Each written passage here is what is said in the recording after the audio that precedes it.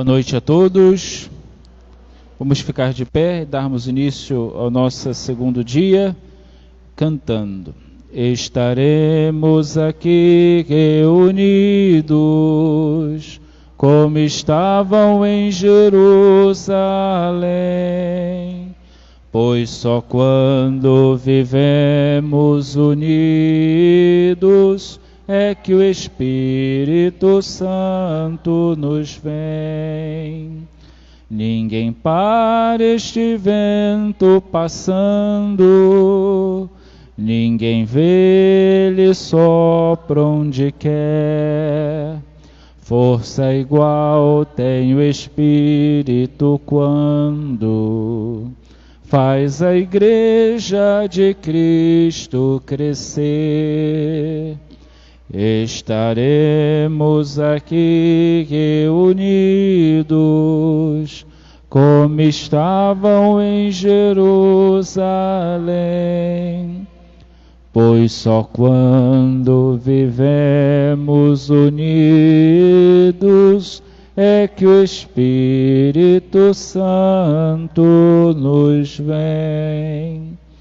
Em nome do Pai, do Filho e do Espírito Santo. Vinde, Espírito Santo, enchei os corações dos vossos fiéis e acendei neles o fogo do vosso amor.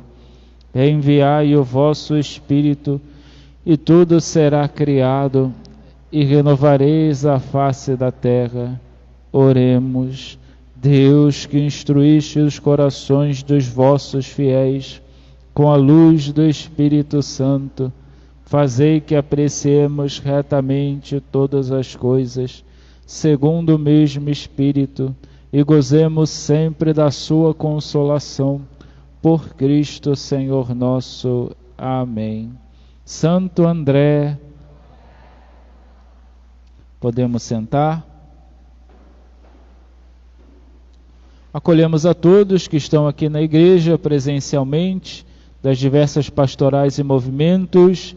De modo particular, acolhemos a Renovação Carismática, que tem hoje o grupo lá na Capela Nossa Senhora dos Pobres, e renunciaram um dia de grupo para estar aqui unidos a nós. Nosso agradecimento.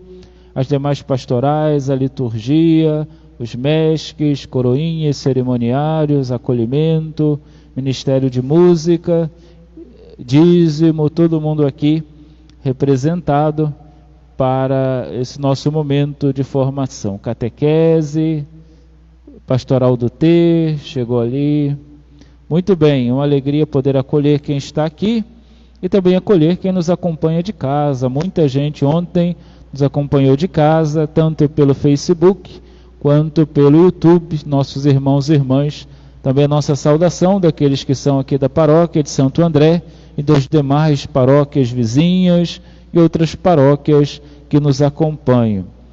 Nós estamos no nosso curso paroquial de liturgia, todos os anos nós temos, e o tema de hoje é a história da liturgia. Estamos fazendo um panorama, um passeio nesses dias pela história da liturgia da nossa igreja, que é muitíssimo rica, e nós já ontem contemplávamos isso. E cada dia, conforme a gente vai avançando, e a gente vai perceber exatamente essa riqueza. E o mais interessante é a gente recordar e pensar e aprender onde nasceram os momentos, quais foram os momentos em que tal realidade começou, onde começou, qual o sentido. E a gente assim vai vendo que coisas e aspectos da liturgia de hoje, que ainda utilizamos, nasceram há tanto tempo atrás. Hoje a nossa arquidiocese lançou uma carta para os padres, falando exatamente desse tema, da liturgia. Nós vamos apresentar essa carta no último dia da nossa formação, que ele vai falar exatamente sobre alguns aspectos importantes e algumas normativas que a Arquidiocese lançou hoje para a liturgia aqui no Rio de Janeiro. Muito bem, ontem, na noite de ontem, nós começamos o nosso caminho histórico, a nossa caminhada nos 3 primeiros séculos do cristianismo. Século I, segundo e terceiro, que nós chamamos de era apostólica, que foi a era primeira dos apóstolos, como era a liturgia no tempo dos apóstolos ainda vivos, depois as 3 gerações ou 4 gerações futuras que sucederam os apóstolos, chamado ainda de período apostólico. Vimos coisas muito interessantes. Hoje nós vamos estudar apenas 2 séculos, o século IV e o século V, que são exatamente o que a igreja considera de período pós-apostólico, depois dos apóstolos. Ou seja, depois que aqueles que ouviram a palavra de Jesus e aqueles que ouviram as palavras diretamente dos apóstolos se foram, né? A primeira, a segunda e a terceira geração, esse período já começa a ser conhecido como período pós-apostólico. Ou a igreja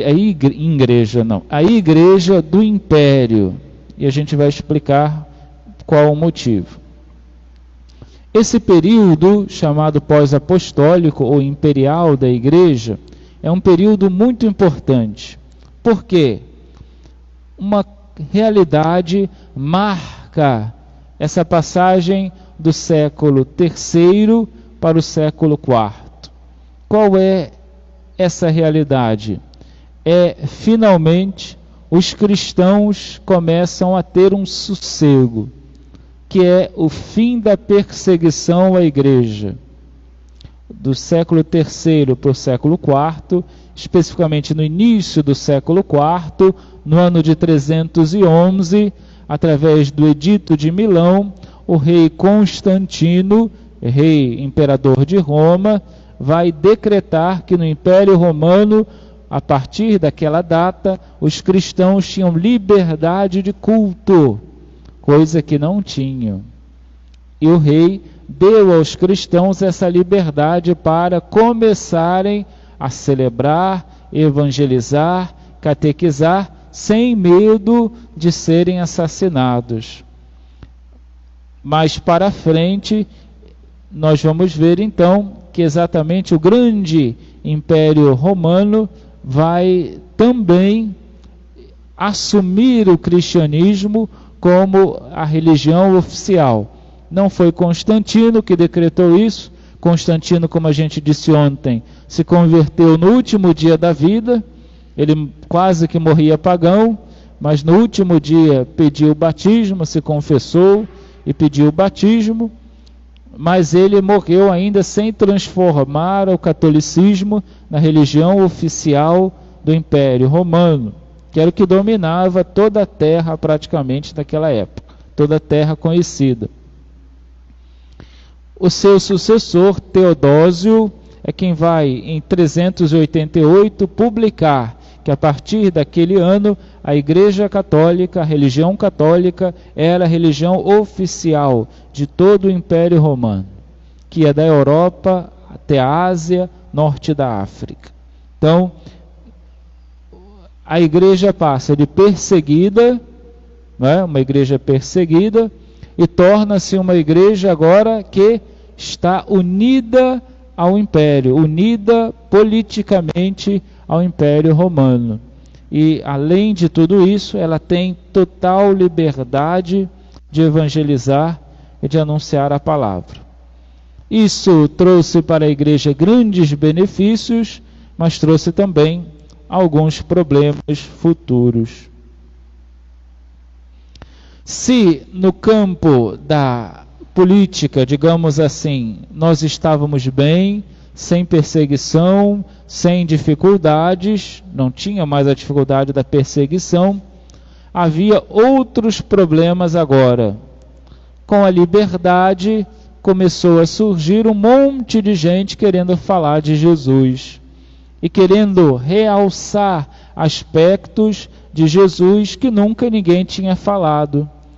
começava então um grande atentado contra a doutrina católica, a doutrina de Jesus, e surgimento das heresias, que vão afetar diretamente a liturgia, porque algumas heresias diziam que Jesus não era Deus, que Jesus era só um homem, que Jesus fingiu morrer na cruz, então não tinha sentido a missa ser o sacrifício do Senhor, porque não teve sacrifício nenhum.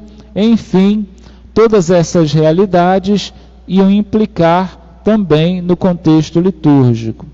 Desse modo, essas heresias foram boas, entre aspas, surgirem, que nos deu a oportunidade, nos instigou para que os católicos estudassem mais e formulassem uma doutrina mais embasada na sabedoria, nas ciências, para que pudesse contradizer as heresias.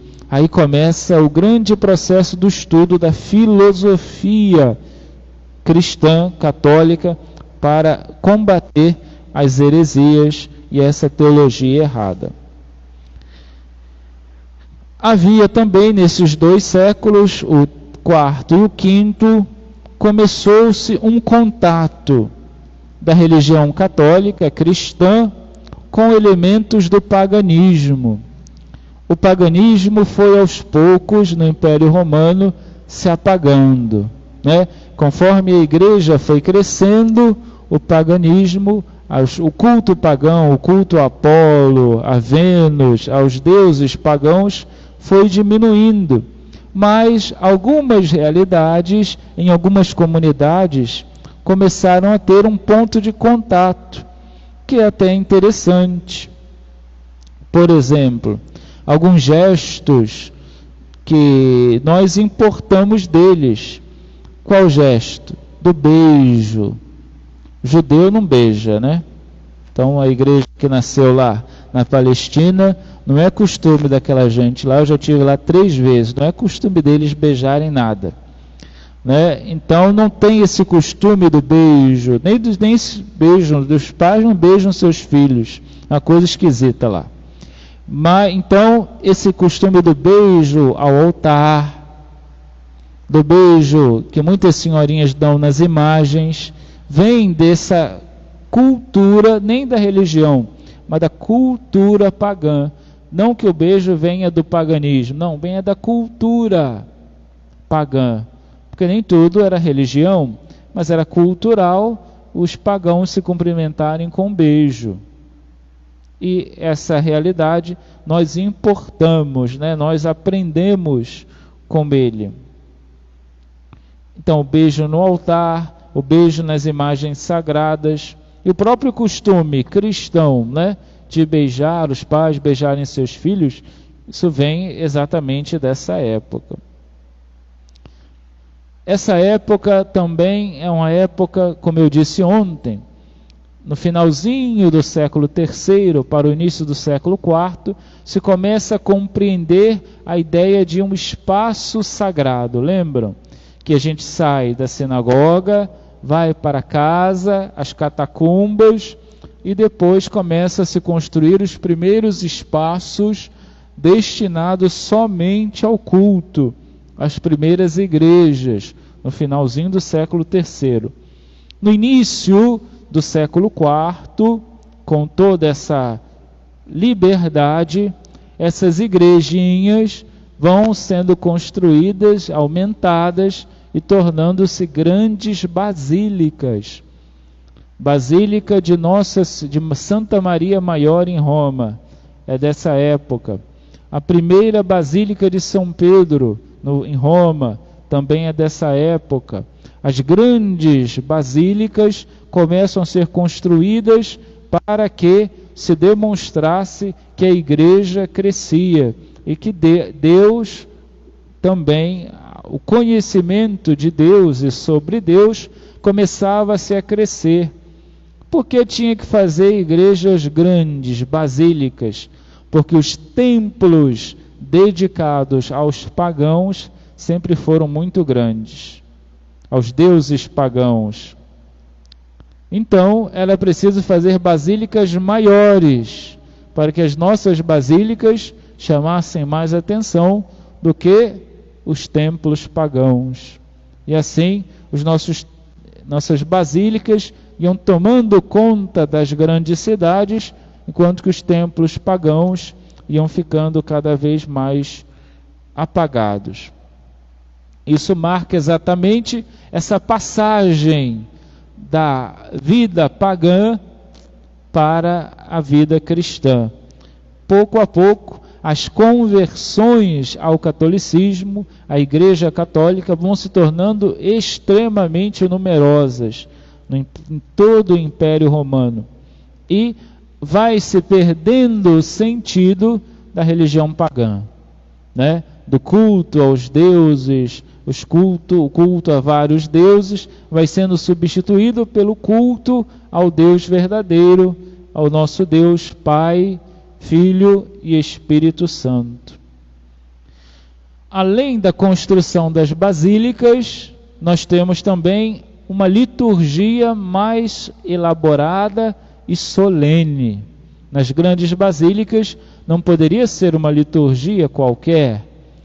Não, já se começa a elaborar uma liturgia mais solene, mais cantada, mais elaborada, mais distribuída entre o presidente e os ministros, quem ajudava. Volta aqui papel. Desse modo, a liturgia também se dinamizando, porque a liturgia também era, já a partir desse momento, uma forma de atração. Bento XVI fala muito da atração pela liturgia. E já nessa época, séculos IV e V, já se fala também, já se concretiza essa atração na liturgia. Quer ver um exemplo clássico e solene? Agostinho de Hipona, Santo Agostinho. Nos seus escritos ele disse: 2 coisas me atraíram para o cristianismo. Ele não era nada, né? A primeira, o canto litúrgico na Catedral de Milão. A beleza do canto. Eu era como levado hipnoticamente para frente da basílica. E a pregação de Santo Ambrósio, que era bispo de Milão. Essas 2 realidades atraíram Santo Agostinho para a igreja exatamente nessa época. Já tinha a grande catedral basílica de Milão, já começava a ser construída. Então a liturgia começa a ser esse modo de atrair os pagãos, que já estavam cansados daquele ritual deles, né? De sacrifício, de matar virgens, de matar criança, né? Já estava todo mundo cansado disso, dessa carnificina. Então, a liturgia começa a ser uma outra opção e muito mais bonita, muito mais bela, muito mais atrativa para os pagãos que se convertiam ao cristianismo. Dentro das basílicas se começa também a noção de espaço sagrado, do altar. No início, nos 3 primeiros séculos, não era um altar bem elaborado, era uma mesa que se utilizava tanto para a celebração da Eucaristia como o ágape, depois, né, que era exatamente a refeição comum. Era a mesma mesa.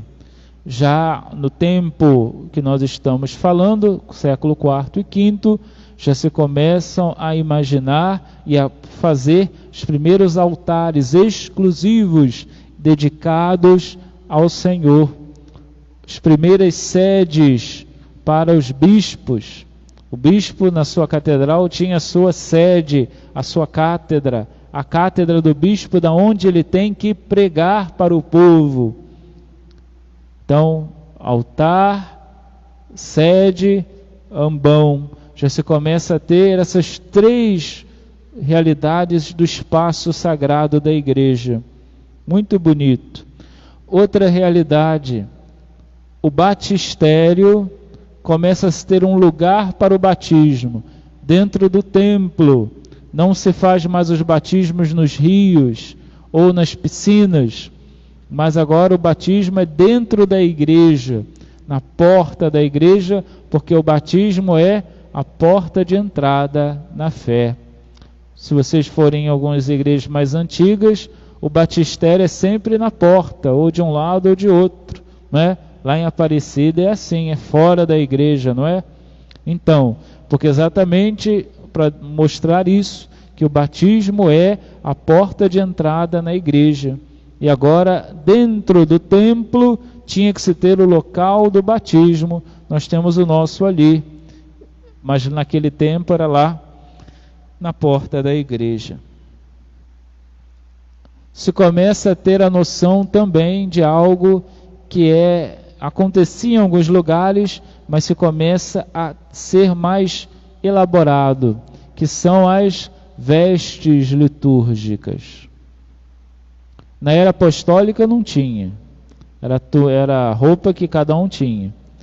A partir do final do século III já começa em alguns lugares a se confeccionar uma roupa para o culto, para quem preside. E já no século IV e V isso vai se institucionalizando como uma roupa sagrada, a veste sagrada que só se utiliza na missa e não em outros momentos.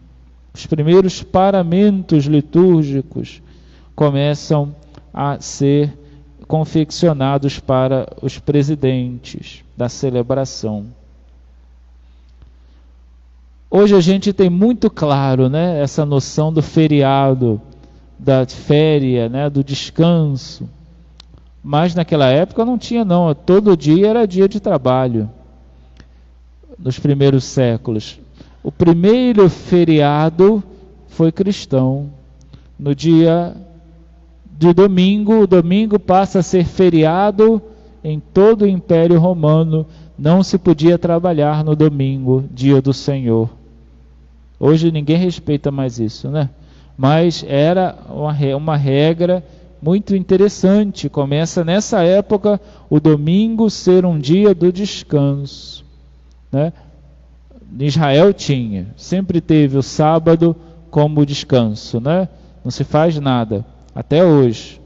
Mas no Império Romano não era assim. Todo dia era dia de trabalho, a não ser no dia do aniversário do imperador, essas besteiras lá. Mas o primeiro dia, toda semana, tinha um dia para o descanso, que era o domingo. Em Israel é interessante, vou sair um pouquinho aqui. Na sexta-feira, em Israel, as lojas muçulmanas não funcionam, porque é o dia sagrado dos muçulmanos. Então quem é árabe em Israel, não funciona nada na sexta. No sábado, quem é judeu, também lá nada funciona. E domingo, nada funciona dos cristãos, que são a minoria da minoria, né? Então é interessante, cada dia, sexta, sábado, domingo, você encontra lojas fechadas. Aí você sabe, se é sábado, essa loja é de judeu. Se é sexta, essa loja é de muçulmano. Se é domingo, essa loja aqui é de cristão. Jerusalém é interessante, que tem os três, né? Um bairro, um do lado do outro. Vai passando assim, você vai sabendo de quem é aquela loja, né? Eu fiquei lá uma semana só e já sabia, essa loja é de cristão, essa loja é árabe, essa loja é de judeu. Hoje é tudo aberto aqui no Rio, né? No Brasil, ninguém respeita mais nada. Como a experiência do martírio já era rara no século III e IV, por quê? Não precisava de mártires, não tinha mártires, porque não tinha mais a perseguição. Então, se cunhou uma outra maneira de se doar toda a vida, que não fosse o derramamento de sangue. E no século IV e século V, começam a nascer as primeiras experiências dos mosteiros, que não era mais um morrer literalmente entregando a vida, derramando um sangue, mas morrer para o mundo. Entrar nos mosteiros e não sair nunca mais. No Oriente, lá em Jerusalém, lá perto na Palestina, a primeira experiência foi com Santo Antão, pai dos monges do Oriente. Ele começou lá no deserto. Eu visitei lá o mosteiro dele, tive a oportunidade de visitar o primeiro mosteiro dele, lá no deserto, um calor insuportável. E depois, São Bento, já na Europa, São Bento vai imitar Santo Antão e vai formar os mosteiros aqui na Europa e ocidentais. Então essa experiência do monaquismo, ou seja, os primeiros mosteiros masculinos, depois Santa Escolástica também, irmã de São Bento, fez o mosteiro feminino, começam como essa alternativa para alguém entregar sua vida totalmente, fuga mundis, ou seja, fugir do mundo, para estar apenas dedicado a Deus dentro dos mosteiros. E isso será importantíssimo. Amanhã e nos encontros seguintes a gente vai ver como os mosteiros são fundamentais para a Igreja Católica no futuro, né? Passando essa época aqui, quantos mosteiros ajudaram no desenvolvimento da Europa e no desenvolvimento próprio da liturgia. Então, a experiência dos mosteiros, da liturgia monástica, a regra de São Bento, a liturgia das horas mais elaborada, o canto dos salmos que encantava a todos e ainda encanta. Já foram no mosteiro de São Bento? Quem já foi aqui, levanta a mão. Sendo quem não foi, é uma experiência única. Todos os dias eles rezam lá as vésperas à tardinha, e a missa é sempre domingo 10 da manhã. A missa como se reza no mosteiro, muito bonita, cantada, toda solene. Vocês vão ver, é diferente da nossa um pouco, mas é uma missa muito bonita. Essa realidade da liturgia dos mosteiros nos ajudando a entrar em contato com Deus. Algo muito importante também, que começa no final do século III, IV para o século V, é já a clareza das famílias litúrgicas. Cada região com a sua liturgia, cada região com o seu modo de celebrar muito claro e influenciando ali aquelas outras regiões vizinhas. Lá perto de Jerusalém, onde Jesus nasceu, em Belém, naquela região ali, surgem 3 ramos litúrgicos: os maronitas na Síria, o rito bizantino na Turquia e o rito copta no Egito e norte da África. 3 modos diferentes de celebrar a missa. E aqui do lado de cá, na Europa, nosso lado, surgem 2 tipos de celebração da missa.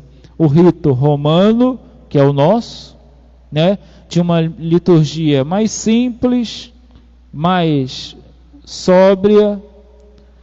Nós só tínhamos uma oração eucarística, que era a segunda, essa que a gente rezou hoje. Um senso forte de comunidade, as igrejas abarrotadas, muita gente vindo para as missas dominicais, e os romanos não gostavam de nenhum gesto exterior, né? Não tinha palmas, não tinha nenhuma expressão corporal na liturgia, né? Era todo mundo lá paradinho, só sentava e levantava.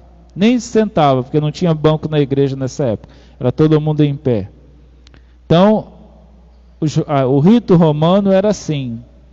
E o outro rito, que era o rito galicano, na França. Na França tinha uma liturgia diferente. A França sempre foi meio diferente. Que era mais solene que o nosso, mais cantado, mais um pouquinho exagerado, emotivo, quase teatral, né? O padre parecia que estava fazendo um teatro, só faltava se matar na hora da missa. As orações dos galicanos na missa não eram dirigidas ao Pai como a nossa. A nossa é por nosso Senhor Jesus Cristo, na unidade do Espírito Santo, dirigindo ao Pai, né? Nós vos pedimos, ó Pai, por vosso Filho, na unidade do Espírito Santo. No rito galicano era diferente, depois mudou, mas era diferente, as orações eram dirigidas a Cristo. E eles tinham várias orações eucarísticas, não só essa que a gente rezou hoje, mas eles tinham mais. E aí, isso nós depois também assumimos. Haviam várias orações, eles eram mais criativos. Então, aqui do nosso lado, tinham esses dois ritos. O nosso é o rito romano. Surgem os primeiros livros litúrgicos. Primeira experiência de missal. Chamava-se Ordo, que tinha lá as orações. Tinha o sacramentário, que tinha outras orações, não para o domingo, e também a liturgia para os outros sacramentos. E já tinha a experiência de um lecionário. Por quê? São Jerônimo já tinha traduzido a Bíblia para o latim. Então, já se podia fazer um lecionário litúrgico, para que os textos bíblicos fossem lidos também na liturgia. Então já tínhamos a primeira experiência dos primeiros livros litúrgicos, século V, ano 420, 430, por aí. E como eram os outros sacramentos nessa época? Ontem a gente se surpreendeu um pouquinho, né, com exatamente a confissão, né, e o matrimônio. Vamos ver hoje como eram os sacramentos na época dos séculos IV e V. O batismo, como eu falei, já começavam a batizar dentro da igreja, e era também, começou a se difundir mais, bem mais, ser mais corriqueiro, o batismo de crianças. Não que ele não acontecesse antes, ele sempre aconteceu, mas nos outros séculos antes ele era mais raro, mas sempre aconteceu o batismo de crianças, que começou a ser maior, mais numeroso, a partir do século IV. A crisma, como é que era a crisma? A igreja estava crescendo muito, não é? A igreja se espalhava, e eles perceberam, o Papa e os bispos perceberam, que deviam fazer a primeira separação entre batismo e crisma, né? Ontem nós vimos que era tudo na mesma celebração nos primeiros séculos. A partir do século IV já começa a serem celebrações diferentes. Primeiro se batizava, depois crismava. E começaram a fazer uma diferença também em quem presidia. O batismo, o padre presidia. E a crisma começou no século V a ser presidida pelo bispo. O bispo começa a ser o único presidente da crisma, da celebração da crisma. Começa a ter a conotação de confirmação do batismo, como é, né? Conforme também a doutrina dos sacramentos ia avançando, a crisma assume esse caráter de confirmação do batismo. E quem deveria confirmar o batismo era o bispo. Então o bispo passa a presidir a celebração da crisma a partir do século V. Confissão. Como era a confissão nessa época? Nos primeiros séculos ela era pública e uma vez só na vida, lembram? Agora ainda se continua essa prática em algumas regiões, na grande maioria, da confissão apenas à beira da morte, né? A pessoa só se confessava para morrer, para receber o batismo, confessava, era batizado e morria. Ou então fazia as confissões públicas. Mas como ninguém mais estava querendo fazer as confissões públicas, começaram essa prática da confissão ser única e à beira da morte. Porém, conforme a igreja foi chegando para o Ocidente, ela chegou na região da Celta, no norte da França e na Inglaterra. E lá, aí a gente vê onde nascem as coisas, né? No século V, nasce no mosteiro celta a primeira experiência de uma confissão individual com absolvição dos pecados e podendo se confessar mais de uma vez. Os monges, né? Começa ali na prática monástica a confissão individual, né? Só você e o padre, o penitente e o padre, com absolvição. É porque eu esqueci de dizer ontem. Nessas confissões públicas, você se confessava lá publicamente e o padre te dava uma penitência. A absolvição só vinha depois que você completasse a penitência. Não era na hora não, você continuava em pecado. Quando você completasse a penitência, aí você vinha para receber a absolvição. Não era no mesmo dia. Já nessa experiência celta dos mosteiros, começa-se essa experiência de confissão individual, com absolvição no mesmo dia, e você pode se confessar mais de uma vez. Graças a Deus foi essa que ganhou, né? Para muitos de nós, graças a Deus, foi essa que se institucionalizou depois como o modelo de confissão até os dias de hoje. A unção dos enfermos. A unção não era exclusiva, nessa época, aos moribundos, ou seja, quem estava morrendo. Também começou a se dar a unção para quem estava doente e de diversas doenças. Em alguns locais, se começa a fazer a experiência de distribuir em um dia específico o óleo dos enfermos para os fiéis. E eles levavam para casa e eles mesmos administravam o óleo na ferida dos doentes, né? Mas era para exatamente colocar o óleo onde doía, na ferida, né? Onde tivesse a chaga, ia lá e colocava o óleo para melhorar. Depois essa prática foi abandonada pela igreja, né? Nos próximos séculos a gente vai ver isso. Mas a unção começa a ser também não para doentes apenas no último estágio, quando já estão morrendo, mas também para doentes graves ou até não graves. A ordem, sacramento da ordem. Começa-se a estrutura hierárquica que ainda existe até hoje, né? O padre começa a ser visto como representante do bispo na paróquia.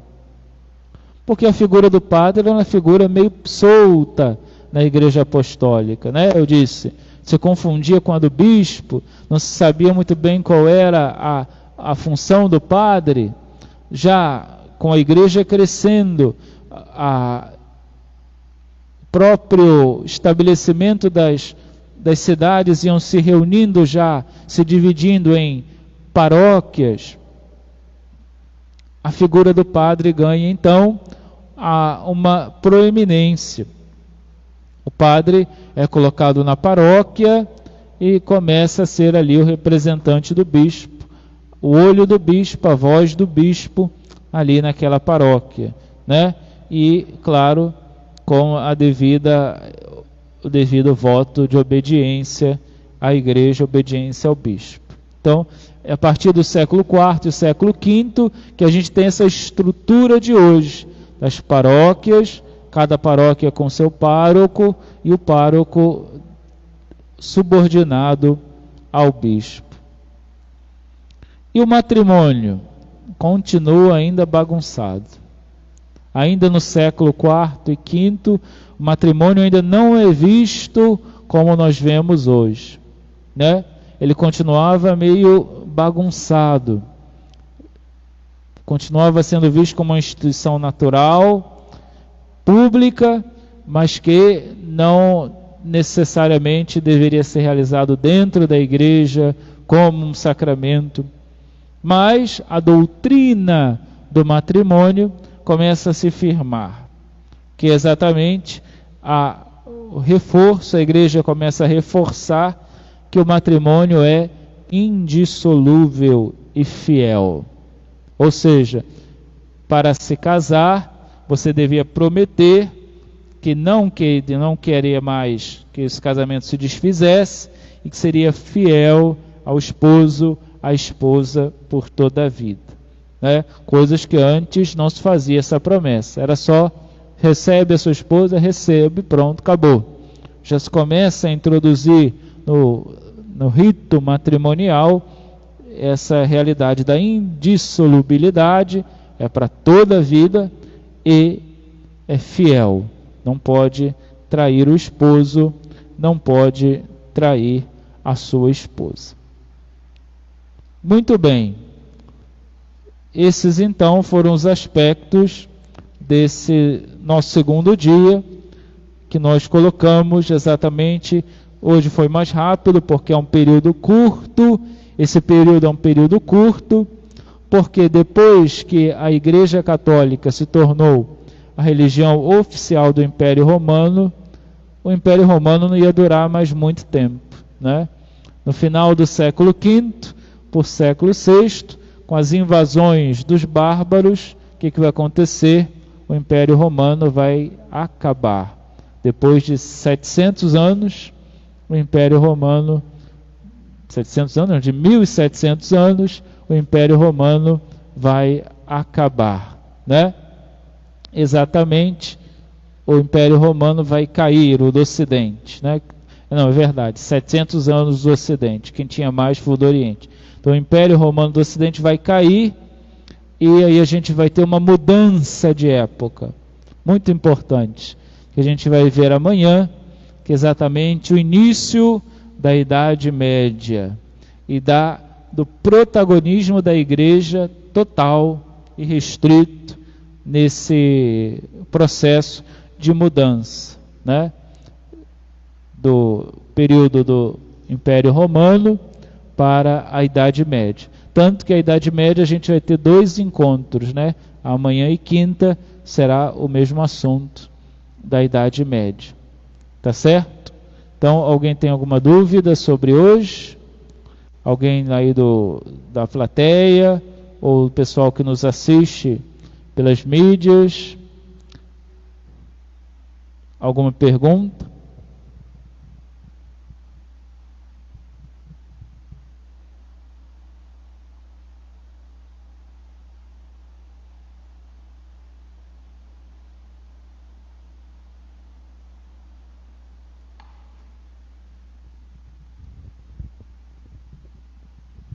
Não temos perguntas. Então,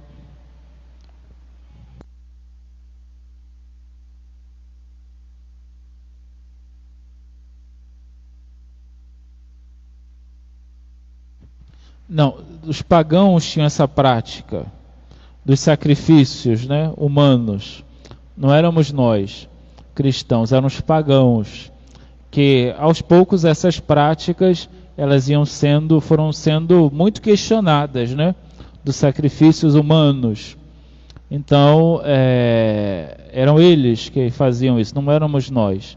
Então, na religião deles, lá eles escolhiam a virgem que deveria ser sacrificada para o Deus deles, ou a criança que nasceu defeituosa tinha que ser sacrificada, a criança que nasceu sem pai e sem mãe, os pais morreram, ninguém tomava conta, ela era sacrificada. Então, todas essas práticas pagãs começaram com o advento do cristianismo a serem totalmente questionadas e perder o sentido, e muita gente deixava de ser pagão para ser cristão, para acolher o cristianismo.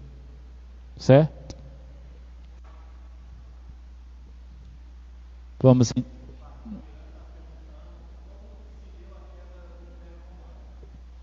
Então, amanhã a gente vai explicar melhor. Mas o Império Romano ele caiu porque ele não conseguia mais defender-se das invasões. Então, foram muitas invasões do povo do norte, né? Noruega, Suécia, Dinamarca, Alemanha, né? Começaram a invadir, e teve uma hora que eles foram vencidos. Mas também o cristianismo ajudou a derrubada do império, né? Porque a própria estrutura da sociedade ia se modificando e não se era mais necessário aquela vigilância toda, aquela força, aquele poder do Império Romano, mas que controlava tudo, mas era preciso dividir, né? E aí acabou que uma coisa ajudou outra.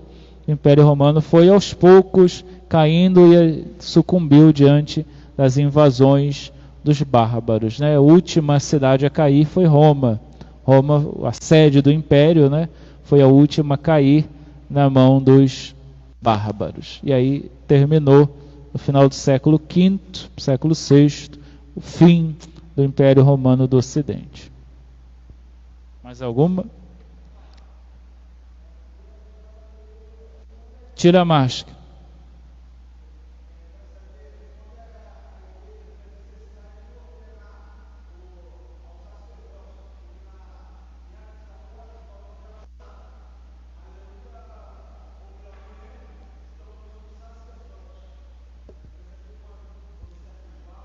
Quando fala lá de presbítero, é sacerdote. Então, o presbítero é o sacerdote. Como eu disse ontem, nós não temos exatamente uma clareza no início da era apostólica, os primeiros 3 séculos da igreja, nós não temos uma clareza de como era isso. Parece-nos até que é um pouco confuso, eu dizia ontem, da figura do bispo e do padre, e do presbítero, né? A gente tem certa dificuldade de saber quem é quem naquela época, ali pelos Atos dos Apóstolos, né? A gente não sabe se Timóteo era bispo ou se ele era padre, por exemplo. Tito, né? A gente tem dificuldade. Mas o que se sabe é que havia um ritual que tinha como ponto principal a oração e a imposição de mãos. Então esse gesto de impor as mãos era exatamente o gesto que marcava a transmissão do poder sacerdotal ou episcopal, tem a confusão, para outros, né? Então, todas as vezes que se fala na Bíblia da imposição de mãos sobre um homem só, né? Então, exatamente ali a gente pode entender que seja uma ordenação. Mas não tinha esse nome, era a imposição das mãos. O nome vem exatamente como eu disse hoje, no século V, século V, que vem já essa estrutura maior, essa divisão maior, essa clareza melhor da missão do bispo e da missão do padre, da missão do diácono, né? Então vem aí a partir já começa nessa época que nós vemos hoje essa divisão, né? E já se tinha um ritual mais elaborado para isso, com toda certeza. Mais alguém?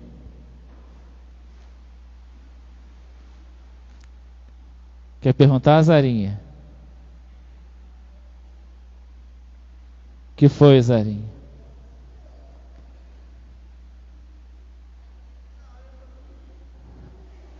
O que você fez com ela, Tiago? Tá bom, vamos rezar. Pai nosso que estais nos céus,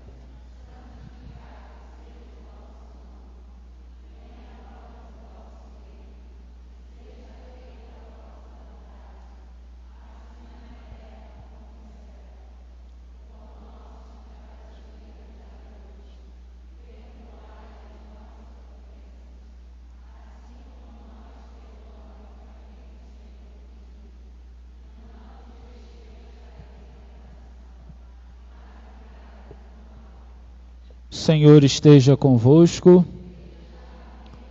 Abençoe-vos o Deus Todo-Poderoso, Pai e Filho e Espírito Santo. Amanhã nós temos missa às 19 horas, depois do nosso terceiro dia de formação. Ide em paz e o Senhor vos acompanhe.